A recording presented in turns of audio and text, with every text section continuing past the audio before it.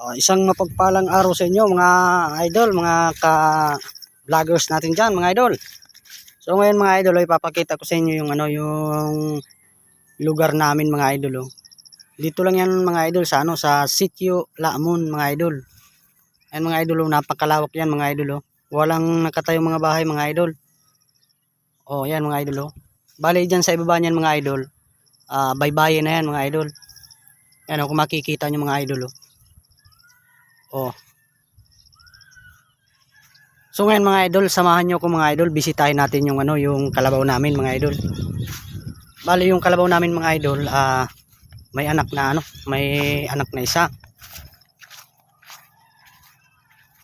Bali ayan siya mga idol yung kalabaw namin mga idol. Ayan siya mga idol, kung makikita mga idol yung anak niya mga idol nakatago.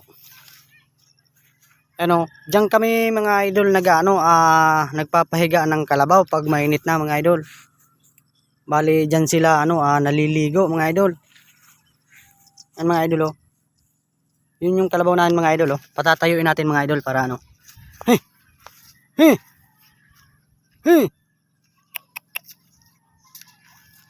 Bali hindi ako makalusong mga idol, may tubig Hey! Hey! Yan siya mga idol makikita nyo mga idol yun yung anak niya mga idol.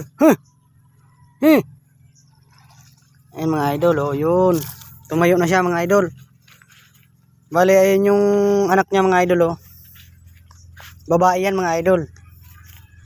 Mga ka-vloggers yan yun mga idol napakalawak mga idol ng pinahihiga namin ng kalabaw mga idol yung malawak yan mga idol.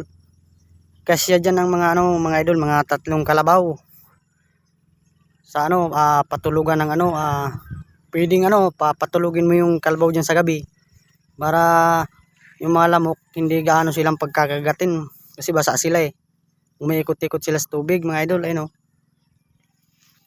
Malawak yan mga idol, hanggang yan doon sa dulo mga idol kung makikita nyo sa camera mga idol, maraming kalabaw doon sa unahan mga idol ayun so yun mga idol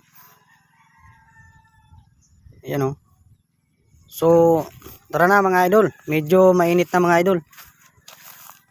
Ayun mga idol napakaganda ng paligid mga idol, beautiful place mga idol. Mga idol paano mga idol, kita-kits tayo sa sunod na video natin mga idol. Salamat panonood mga idol.